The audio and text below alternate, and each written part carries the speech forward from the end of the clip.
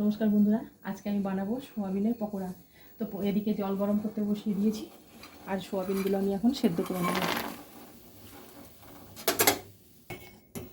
সোয়াবিনগুলো আমার সেদ্ধ হয়ে গেছে, আমি এবার সব তুলে নেব, দিয়ে ভালো করে জলটাকে চিপে দেব।